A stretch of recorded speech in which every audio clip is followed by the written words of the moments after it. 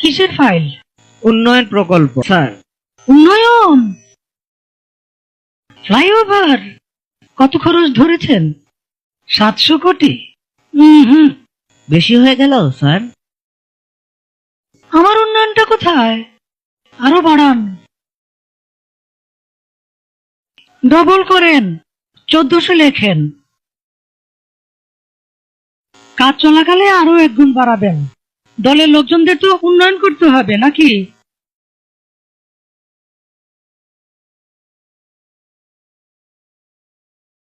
ফ্লাইওভারের বাজেট?